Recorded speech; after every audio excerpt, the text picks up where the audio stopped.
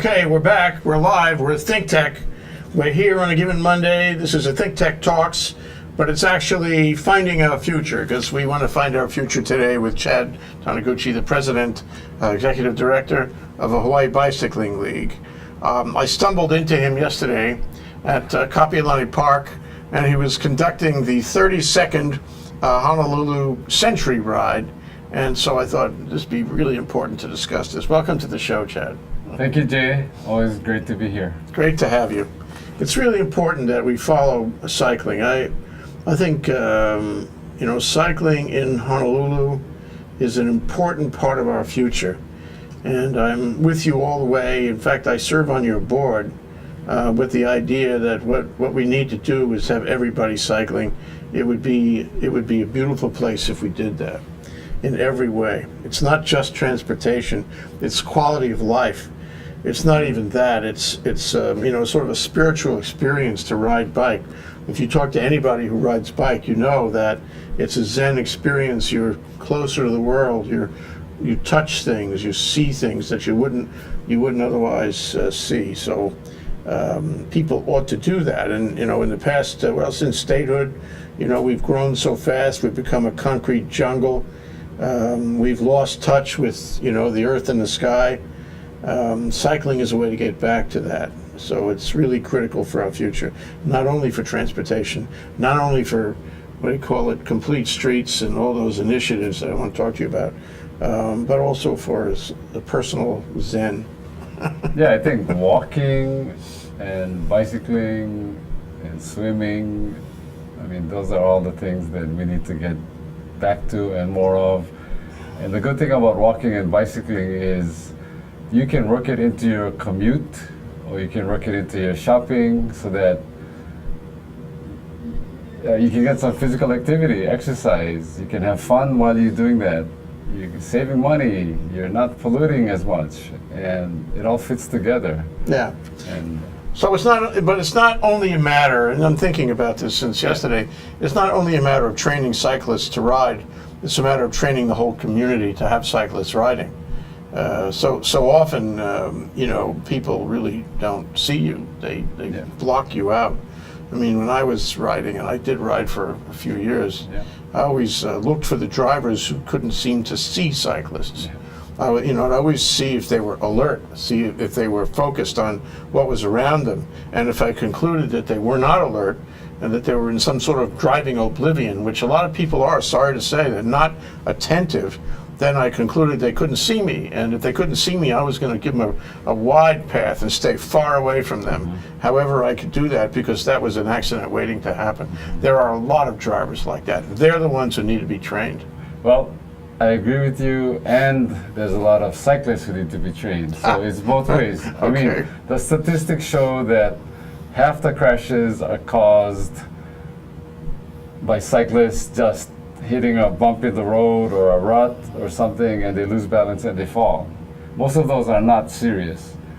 Then the other half of them are caused by drivers and half of them are caused by cyclists.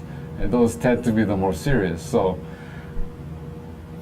the drivers need to be trained and aware, and the cyclists need to be trained and aware. It's all the same street, and everyone who uses it needs to be careful and courteous. I had a jury trial once. I represented a plaintiff. I forget who the plaintiff was suing. She was a bike rider, and she was suing a car that hit her.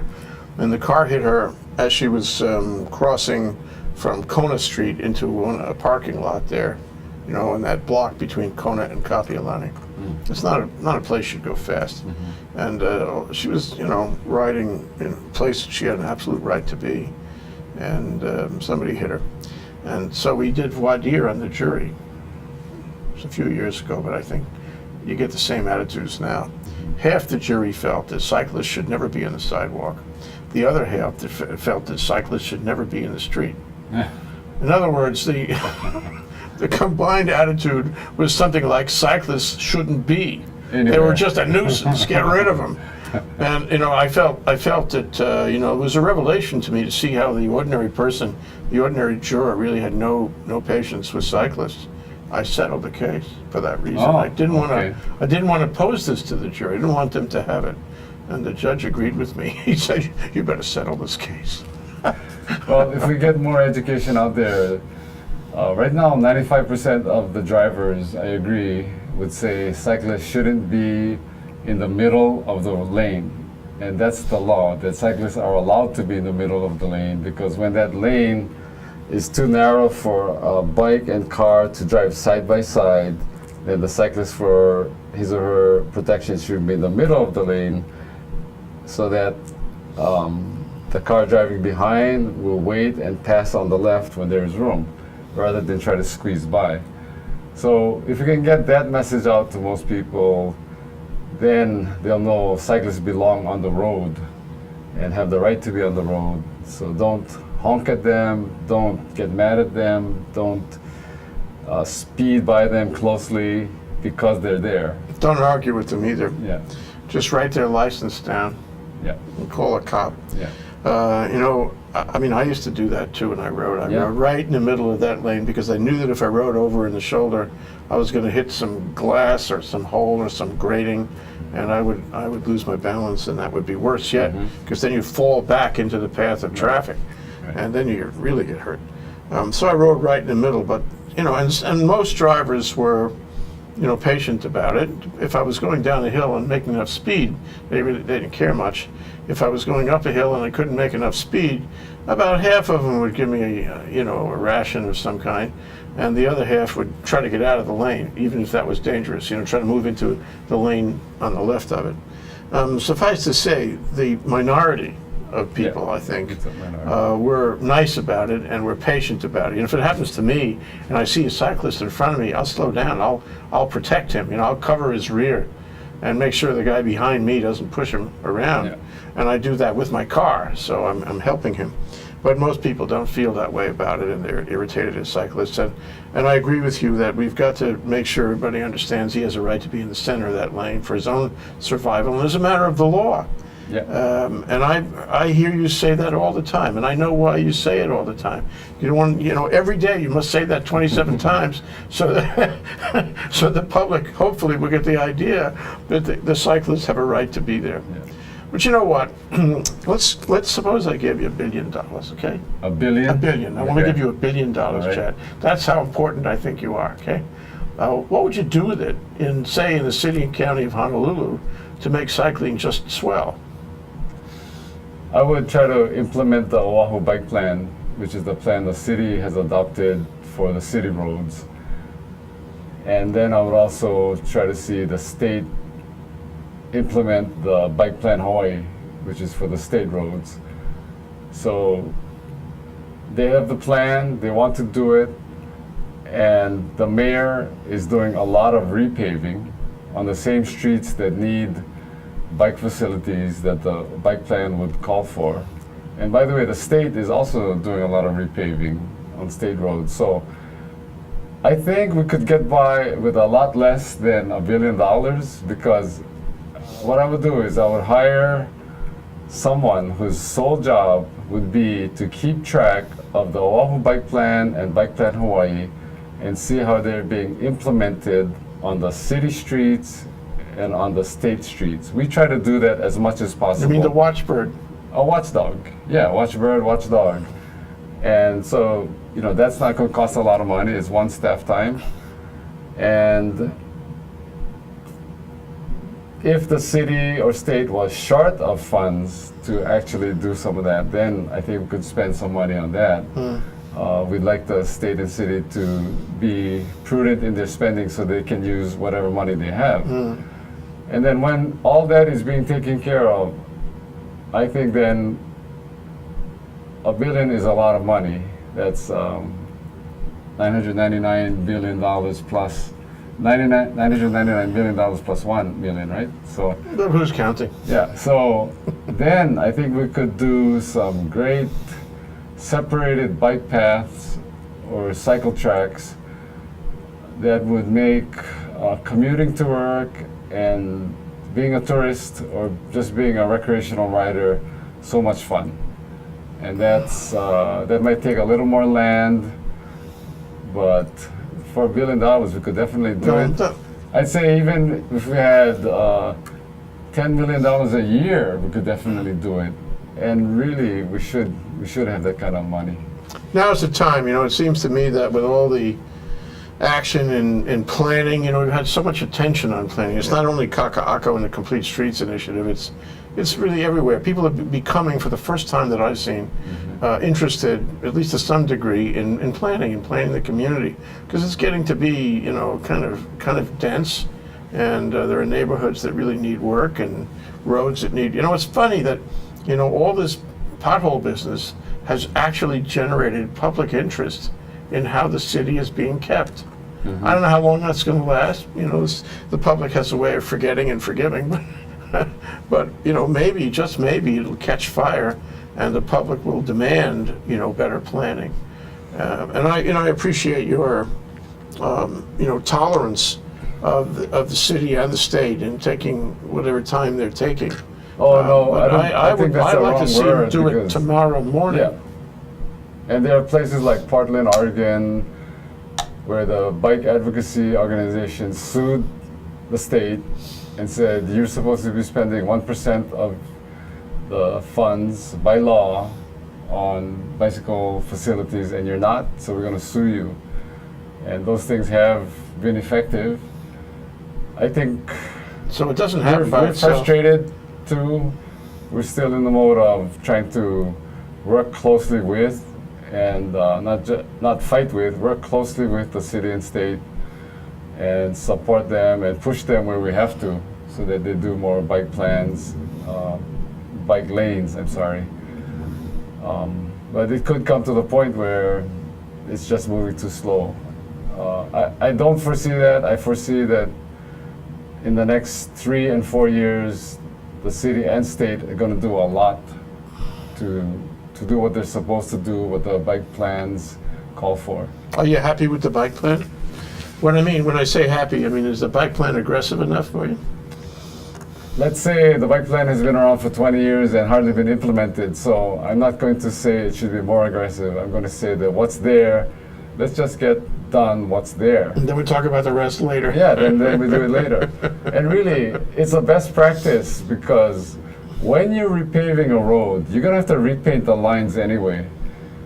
So the majority of the work is being done because buses and trucks, heavy vehicles, are the ones that tear up the roads. So to cure that problem, they're going to repave. And so when you design it to be restriped, then just restripe it right. If a bike lane was called for there, put it in. If sharrows or shared lane markings were called there, just put it in. And really, the cost of painting here versus here is almost zero. It's the same cost. So they're doing it? Have you gone out there and physically watched them put the sharrows in? Well, yeah, if you look at Young Street, they put in sharrows, and they have plans to do more. What they weren't doing before was they give the plans to a design consultant, an architectural engineering firm, and the firm would just do whatever was on the road before. Now, Complete Streets requires by law that they consider the needs of pedestrians and cyclists. So now we persuaded the city, and they agreed that they're going to give the design consultant the walk bike plan and say, if there's something on that street that you're designing that has a bike facility on it, then please consider it in there. It doesn't mean they definitely have to draw it in, but it means that unless they can demonstrate strongly why it shouldn't be in, then they have to put it in. So the Complete Streets Ordinance that AARP, Hawaii Bicycling League, and others pushed for is very important, and it's doing the job. Okay, we're gonna hold there. We're gonna go more to the Century Ride right after this break. That's Chad Taniguchi, Executive Director of Hawaii Bicycling League. We're talking about the 32nd Honolulu Century Ride here on ThinkTech Talks, Finding Our Future here in Honolulu. We'll be right back.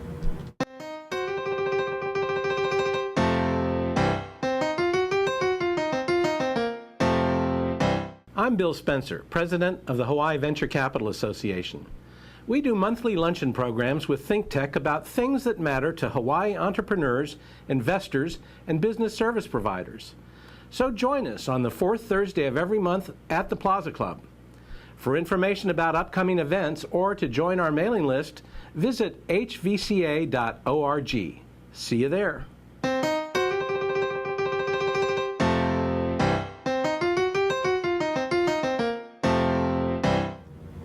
We're back. We're live. I'm Jay Fidell here on ThinkTech Talks, finding our future on a given Monday afternoon. We're talking about the 32nd Honolulu Century Ride, which just took place yesterday, and we have here with us the executive director of the Hawaii Bicycling League, that is Chad Taniguchi. Chad, it's great to have you on the show, no kidding. Thanks again, and I'm glad to talk about the Century Ride. You know, we had more than 1,900 cyclists out on the roads of Hawaii, going from Waikiki around Makapu. Well, first they had to go around Diamond Head, then Hawaii Kai, around Makapu, through Waimanalo, Kailua, Kaneohe, and going to Kahalu, and then turning around at Swansea Beach Park. That's 50 miles. And coming back is another 50 miles, so that's why we call it the Honolulu Century Mile, 100 miles. Mm-hmm. Of course, you didn't have to do the whole 100. You could do 20 miles, 25, 50, 75. And you should see the variety of people that came out. And if people here have wondered whether they can or should do the Century Ride, the answer is yes, you can. We had families with small children, young children, 5 years old, 7 years old. We had them where basically the parent was towing the child on the back of the bike. Oh, with one of those little extenders. Carriers. Yeah. And the child is pedaling, but the pedaling the child does is more for getting used to it rather than providing much power. Yeah. We had couples on tandems. We had a father who is now, let's say, 45 years old, and he has I'll say 50 years old. He has a 17-year-old son. The father gave the son a 27-year-old Cannondale bike, right? So I remember Cannondale. the bike is older than the son. The father gives it to the son. The son loves the bike and rides it. Therefore, the father went and bought a new Cannondale, and so we have a photo of them on 2 Cannondales, and one's old, one's a new. And the great thing was, James and Ian are their names, just enjoyed the ride so much. They enjoyed this father-son activity, and the father said, you know what, now that I'm cycling again, I lost 15 pounds. Oh, terrific. Because he wants to be with the son for bonding and just spending time, right? Sure. And by doing that, he said he lost 15 pounds. So he was happy, the son was really happy, and I just thought that was the greatest story that came out of the Century Ride yesterday. I walked around, you know, at the this was at the finish line, at near the bandstand in Kapiolani Park, and I took pictures and said hi to people, and I was really touched by the number of families, even large groups of obvious members of families who were there having a wonderful time, and it just struck me, as you said, that this is a great way to spend time with your kids. Yep. You teach them things, you learn about them, you have experience together, you know, suffer a little risk together, get a little exercise together. It's really a together experience. You know, so often I think families go through their weekly routine, they don't spend any time. Yeah. This is a great way to spend time. It's better than other sports that way. And the Honolulu Century Ride, the Haleiwa Metric Century, they're probably the safest days of the year to ride your bike. Yeah, you're in a crowd. Yeah. You're in a crowd. We always tell people ride single file. But even riding single file, once a motorist sees one bicycle, then they're going to be alert to the fact, oh, I might see another bicycle. And so that's why it's the safest day of the year to ride, because it's motorist awareness about cyclists being on the road. And when we have so few cyclists that motorists aren't aware and it's a surprise, that's when we have crashes. So that's why our goal, our mission as Hawaii Bicycling League is to get more people to ride bikes for health, for recreation, for transportation. And the way we're going about achieving our mission is to make Hawaii's roads safer. And of course, we're not the government, we don't build the roads, but we try to make the roads safer by advocating with the government, getting our members organized, educating cyclists so that they know that they're riding right, and then by events like the Honolulu Century Ride, just showcase how fun it is to ride a bike, showcase how so many different kinds of people can do that. We had people who consider themselves racers, but this was a ride, not a race, so they could try to go fast, but we weren't encouraging it. We were encouraging people to go safely as much as they could and just enjoy it. Yeah, there are other rides where racing is appropriate, try to get out ahead and win, but not on the Century Ride. It's really a family affair. And it's been going on for a long time. Yeah. You told me 32 years. 32 years. The organization, Hawaii Bicycling League, is 38 years old. So, 1975, Faye Psyche of the Bike Shop and others started Bill Burgess, okay. A lawyer, yeah? All right. And so... There are lawyers everywhere in this thing. But I always stood at the finish line also, and I just asked people, well, how was the ride? And I did not get one negative. Everybody was just beaming about their accomplishment, about the fact that it was great weather, a little bit rain in the beginning, but nonetheless great weather. They made a new friend. There's a group of red hot ladies who are these women over 50. They've been here at this table, the red hot ladies. Okay, so they rode in with another woman who didn't have the same clothes that they had. She had a yellow colored shirt.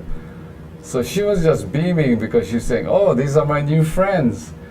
And basically they coached her through 20 miles of riding, and they kept teaching her, stop at the stop sign, because she was not stopping. So, and then, when you pass, say passing on your left to warn the cyclist. So she said at the end of it, she had learned so much, and she was a friend, and now she was going to go ride on weekends during the Red Hot Lady Rides. And you can find those on hbl.org under the events and rides calendar. And they happen, every week? There's 6 rides every week. Oh, gee whiz. One for every day except Friday. I guess Friday is still, we haven't found the ride leader for Friday. But it's so many opportunities. We always tell tourists, look at our ride calendar. You're going to find the ride that you can participate in. So this is right on hbl.org. HBL. So if I want to go with others in a ride, I can look on hbl.org and I can find a ride, in my neighborhood? Can I find it in Kailua? Can I find it in East Oahu? Can I find it downtown? Where can I find these rides? Most of the rides are Honolulu, Kahala, Hawaii Kai. We have a group in Ewa called Ewa to Wherever. Corny. Yeah, but that's a great ride. It's a great group. And so we're working with them. We have some people trying to start rides in Kailua. Basically, it's anyone who rides regularly, knows how to ride, and is willing to make a commitment that if you say it's going to be once a month, that you show up so that the general public can come. If you say it's once a week, that you show up. So we usually encourage 4 people to be a team and lead a ride in a certain area. 4 people is a good number. Yeah. Can I talk to you about the actual process of riding together? In a racing setting, you want to draft the guy in front of you or girl. So you get in close to that person's wheel, maybe a few inches away, and you get into the slipstream, and it helps you go faster and use less energy, and that's the way racing goes. I mean, long racing, short racing, all racing is a matter of drafting. And if you watch the the Tour de France, you'll see them trying to draft the other guy. And sometimes the guy they're drafting is actually not the leader of the team. He's just there to make it easy for the other guys to conserve their energy. It's all kinds of strategies involved. And there's moves in a race that may not be, and strategies that may not be the same as in a ride on Sunday or any day with the Red Hot Ladies. Yeah. But I wonder if drafting, for example, is an appropriate thing for a group of 4 or 6, what have you, who are riding, in a bike lane or in a public street. How do you configure that group so that it's safe and fun, and drivers don't get excited? Sorry, let me just say for the Honolulu Century Ride that drafting can go on because you figure you have 1,900 riders out there. So if you're always going at the same steady pace, you could follow someone maybe a foot or 18 inches behind and get the benefit of a draft. You don't have to be going fast. You still get the same benefit because basically the wind is going around you. So that's a fun way to do it. And the main purpose of the Century Ride, we say, is to make friends. There's people from all over the world. Why not just make friends and have a great time together? And we've had people end up getting married because they met on the Friendship Century Ride. Get married with their bikes at the wedding. I can just see it now. We've had in helmets. people meet each other and go to each other's houses for dinner and music, and then when they travel, they go and meet with the other person in their own country. So it's a great way to meet people too. and share common interest. Now you're saying on the street, how do we do that? You'll probably see people training for races who do that. But the drafting? The drafting, yeah.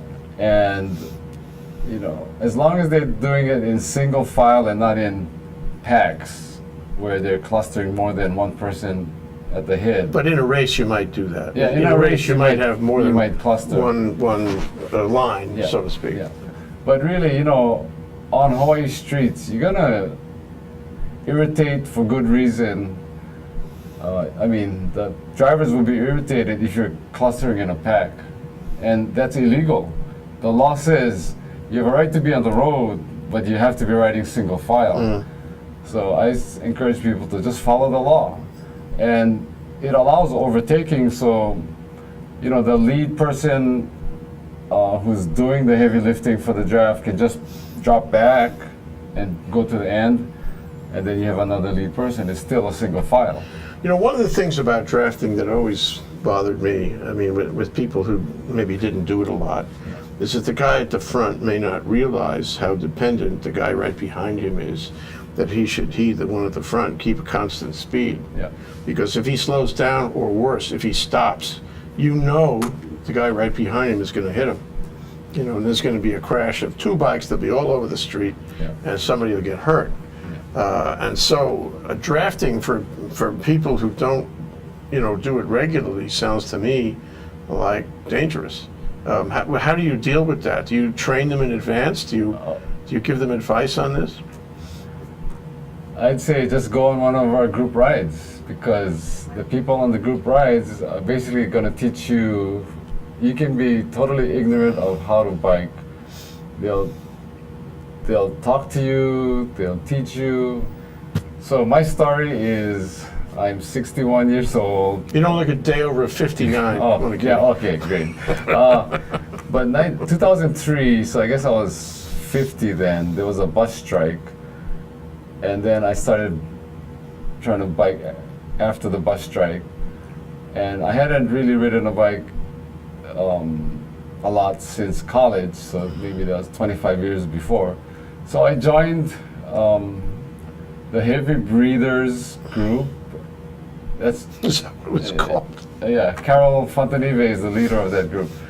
And I just went along for the ride, and I noticed, this is the kind of equipment they have, this is how they do, this is the water they carry, and all that. And you always have breaks, so you talk, and then you learn. So is I quickly learned how to be a modern day cyclist, and that's all it takes. Nobody's going to put pressure on you in these rides to keep up at the front. It's always they'll wait for you at a designated stop. Yeah, that's another piece. I think is a risk, not a physical risk, but say an emotional risk of being left behind. Oh yeah, You know, it's if you have a big terrifying to pack think and- you're going to be left behind. It's terrifying, yeah, and it's unpleasant. I mean, Yeah. for example, if you're with a group, and say you're on a neighbor island or something, and it's large spaces, many miles of road in front of you, and you happen to be the weakest rider in the group. This is relevant to the Century Ride, I think. And you're in a group, but all of a sudden the group leaves you. Yeah. And now you're by yourself, and it's half a mile, it's a mile, it's 2 miles behind. You're feeling pretty lousy because you're left behind. And there's a whole way of dealing on a ride like that. But see, that's the great thing about the group rides that we have. Some of them, yes, they're for strong riders. So Yeah. you always inquire with the ride leader, is this a race training ride? Is this a no-drop ride, meaning they will not drop you, they will not leave you behind? And they'll tell you what kind of ride it is. And most of the ones that the Red Hot Ladies and other Hawaii Bicycling League volunteers lead are no-drop rides. So that means, let's say we're going from Kahala to Makapu and back. They'll have 4 places along the way where they say, okay, we're going to meet up here. So next stop is Kalaniana Ole and Certain Street. Okay, so you ride for 15 minutes and then you wait till everybody gets there. Once everybody gets there, has enough water, you start again. You ride for another 15. Small bites. Yeah, another 15 minutes. So the guys who really want to go fast, they can go fast. They're gonna rest longer. They have the gratification of being ahead of the crowd. Yeah. But then the obligation of waiting for people to Yeah. catch up. That works really well. Yeah, that does. So everybody wins that way. Yeah, as long as everybody knows up front that this is the kind of Yeah, ride it yeah. is. And by the way, It's called a no-drop ride. Yeah. Okay. And Zachary Manago's ride in July is that kind of ride. So I really encourage people, get your wind up, ride a lot of miles, and then come in Zach Manago's ride, because we always say, look, we're all in this together. We're going to take care of each other. We're going to become friends. And if somebody has a flat tire, we expect you to help that person fix their flat, because you might get a flat next. And so we want to create friendship and harmony and basically working together. Okay, Ehana Kako, we just had that show earlier this afternoon, working okay. together. That's Chad Taniguchi, the Executive Director of the Hawaii Bicycling League, in business now for 38 years. I mean Chad, but the league. Well, I have been in some sort of work for at least 38 years, but... And we're doing ThinkTech Talks. We're talking about finding our future, and our future should be in cycling. And specifically, we're discussing around the 32nd Honolulu Century Ride. We'll be right back after this break. We want to thank our underwriters. Hawaiian Electric Company and its affiliates Maui Electric on Maui and Hawaii Electric Light Company on Hawaii Island are deeply committed to the communities they serve. Galen Ho is a senior executive of BAE Systems, a global defense, security, and aerospace company. The High-Tech Development Corporation, the state's leading technology agency, attached to the Department of Business, Economic Development, and Tourism. Castle and Cook Hawaii, with a time-honored legacy that spans more than 160 years and revolves around its mission of investing in Hawaii, creating communities, and providing for the needs of our state. Hawaii Gas, formerly the Gas Company, a proponent of the Liquefied Natural Gas Initiative, helping Hawaii achieve its transition to clean energy and a better energy future. Collateral Analytics, a Hawaii-based tech company empowering the real estate industry with greater and faster access to the tools and data they need to make better informed property investment decisions. I'm Nicole Horry. Thanks so much for joining us on ThinkTech. I'm Maria Kashen. See you next time. Aloha again, I'm Jay Fidell, ThinkTech Talks, and we're talking today with Chad Taniguchi. We're finding our future with him. We're talking about the 32nd Honolulu Century Ride. And one of the things that strikes me is that it's great to talk about a ride like that one day afterward. It sort of perpetuates the glow of the ride. It seems like only moments ago. Indeed, there is a glow, and to be here with you, Chad, I really enjoy that. I envy your job, and talk about having fun on a Sunday, Chad. Chad has fun every day. Anyway, during the break, you were talking about the Royal Hawaiian Band, and you mentioned to me, without any detail, that the Royal Hawaiian Band is connected to the 32nd Honolulu Century Ride. What's the connection? Well, they perform regularly at the Kapiolani Park Bandstand, and so we've managed to coordinate things so that their performances also occur on the Century Ride Day. And it's great because they're playing Hawaiian music with a lot of history. It brings out people who come out specifically to listen to the band, but it also treats the cyclists to this band, which is 177 years old. And Wow. the reason in particular, I asked them to play a song called Na'ali'i, which stands for the Chiefs. It's a song from 1938. It honors the ruling chiefs of Hawaii, starting from Kamehameha onward. And it honors Kamehameha for establishing the law of the splintered paddle. And it has a line in that song, Na'ali'i, that says, E hele amoy ike ala. Hele means go or come. Moi, moi moi means sleep. Ike ala, the path or the road. So come and sleep by the road, which sounds a little odd, but what it meant 216 years ago to Kamehameha was he was saying, the road is a public space. It should be a place where women, children, old, young, everyone has a right to be safe on that road. And he was referring at that time to the fact that he, as a impatient young chief-to-be, had attacked two fishermen who were non-warriors. And before he overtook them, his foot got stuck in a hole. He couldn't get out. The fishermen came back. Their lives were in danger. So instead of running, they came back towards him, cracked him over the head with their canoe paddles, and left him dazed. So they broke the paddle over his head. They ran away. When he became chief years later, the two were brought to him, and his staff asked whether they should be put to death. And to his credit, he said, no, I was at fault. I was a warrior pursuing two non-combatants, fishermen. So I will now declare the law of the splintered paddle, that everyone has a right to be safe on Hawaii's roads. So because Na'ali'i, the song, has it in there, we asked him to play it, because we use that a lot in our advocacy to remind everyone that cars, trucks, buses, they're the warriors of the road. They're the strong, fast, powerful ones who could kill or injure a pedestrian, a police officer, a road worker, a cyclist, just using the road. And so we're saying the modern day vision for this law of the splintered paddle is that everyone has a right to be safe.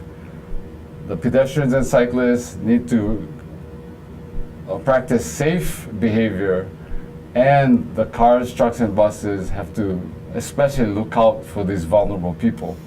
So anyway, the band played the song, and it's a great song, very lively, and that's the connection. Yeah, that's the big connection. And I want to That's a core point. Yeah, I want to give another shout out to the band, because Hawaii was overthrown. The Native Hawaiian government was overthrown in 1893, and the provisional government took over. Those were the guys backed by the American military. Some of the members of the Royal Hawaiian Band at that time in response to a request that they pledge allegiance to the provisional government, said, no, I don't. And they were told, well, if you don't pledge allegiance, you might be eating rocks.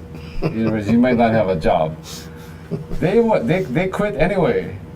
And they went to Eleanor Wright Pendergrass, a Hawaiian composer, and asked her to write a song about this. Let's protest what's happening with the overthrow of the Hawaiian government. And so she wrote a song that's called Kaulana Napua.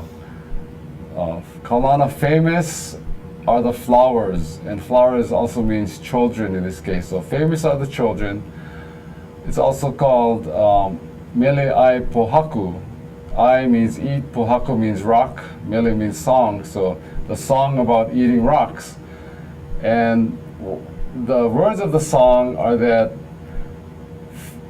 for praise for the people who opposed the annexation of Hawaii and the overthrow, and supported Queen Liliuokalani and said, I'm willing to eat rocks because it's more important to do the right thing and support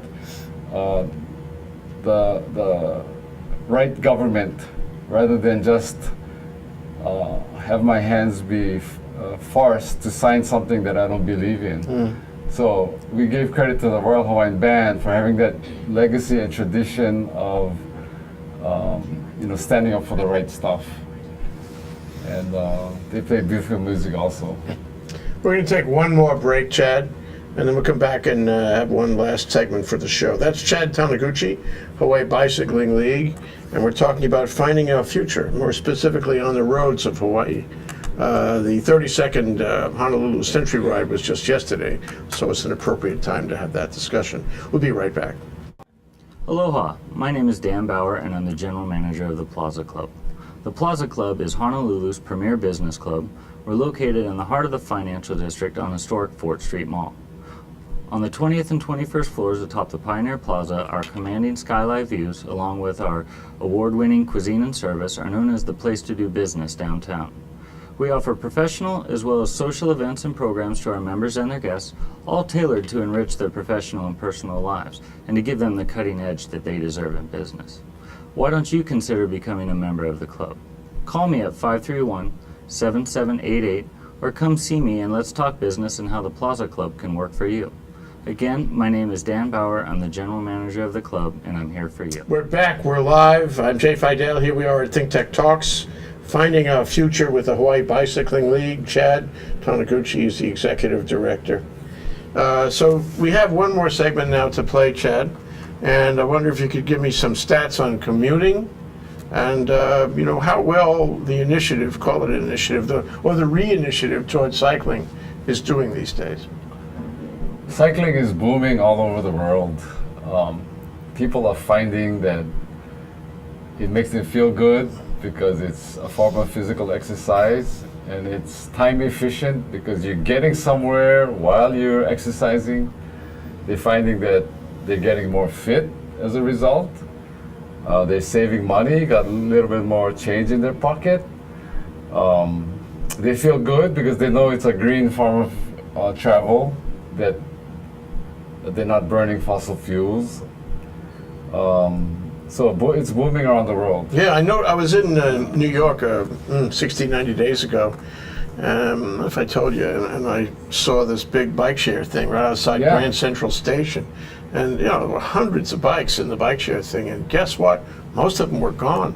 Yeah. People actually used them in Midtown Manhattan, with all the noise and commotion and the taxi cabs and the trucks. And, fact is, the people in New York drive pretty well, because they're really alert. Yeah. They don't have that kind of obliviousness that sometimes you see here, where people don't see the riders. Yeah.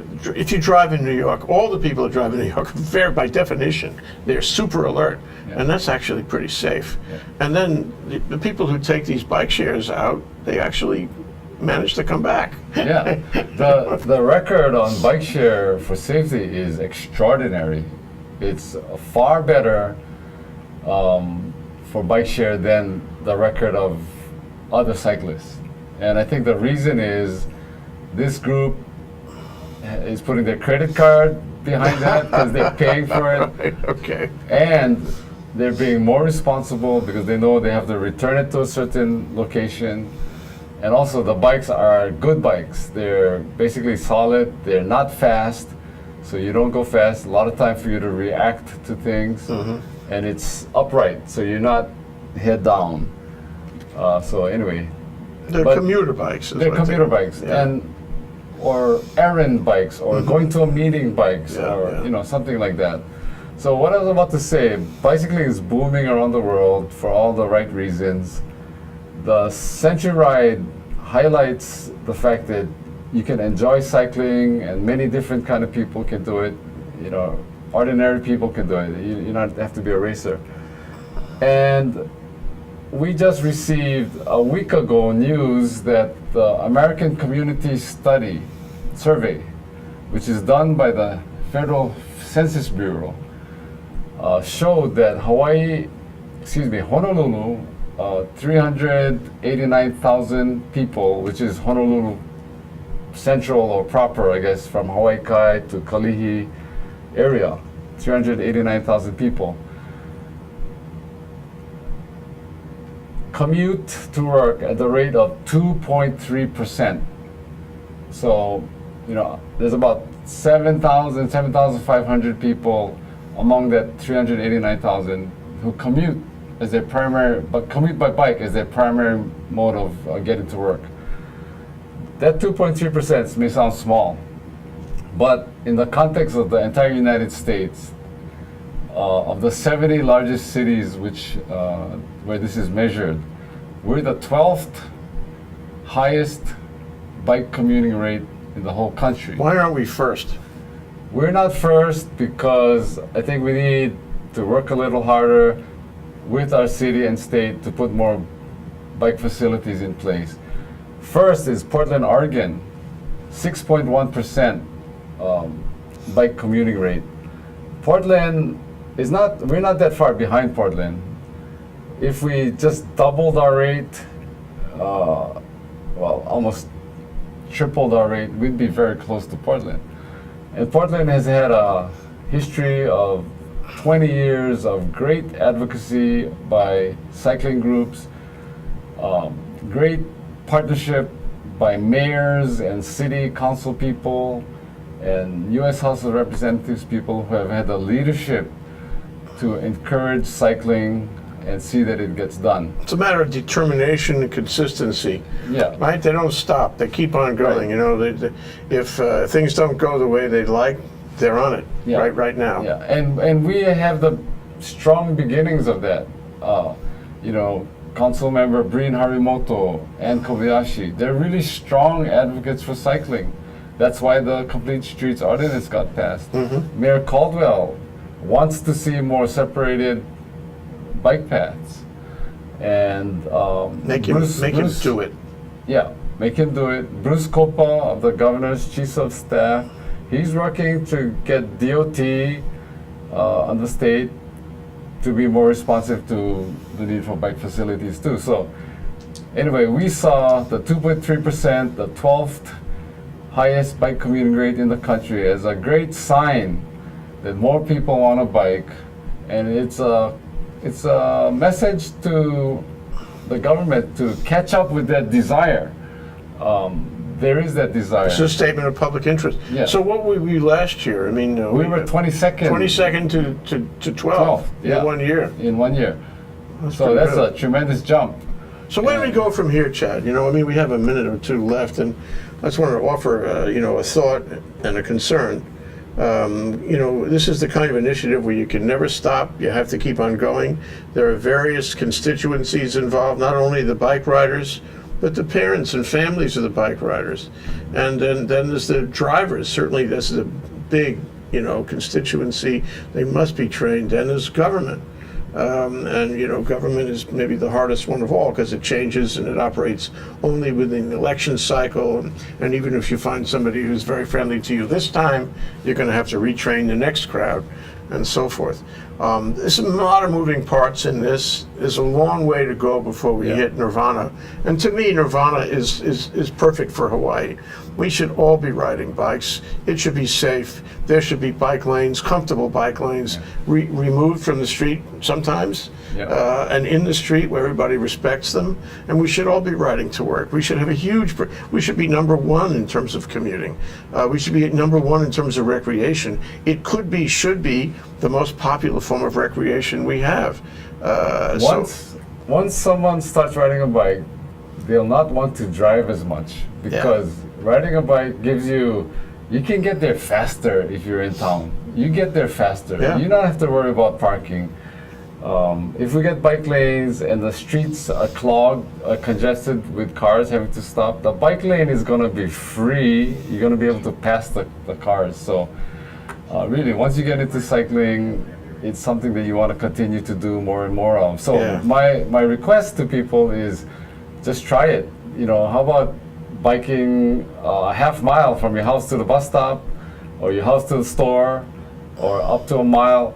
That is not hard. People went 20 miles yesterday without training. It's easy to bike 20 miles without training. And we can help you learn how to do it. HBL.org, we have free classes for people, 2 hours.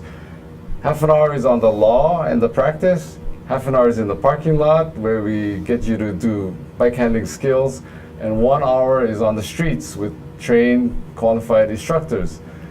With that, we're giving you the basics to join a group for free, a ride group, and just learn more and get more experience riding with others. You can also join HBL, which is not a bad idea. I mean, it's not just for the benefits, it's for the solidarity.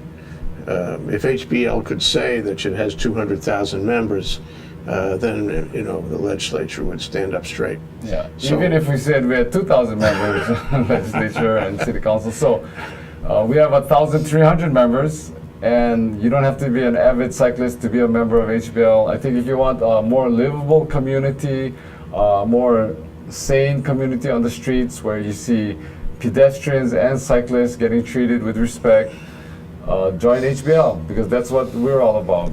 okay, we're out of time, Chad. Thank you. We have to do this again. Okay. Chad Taniguchi, Executive Director of the Hawaii Bicycling League, talking here on the ThinkTech Talks about finding our future in bikes. We'll be back to talk about it again. We're never going to stop talking about this. Thank you, Chad. All right, Jay. Thank you. Aloha.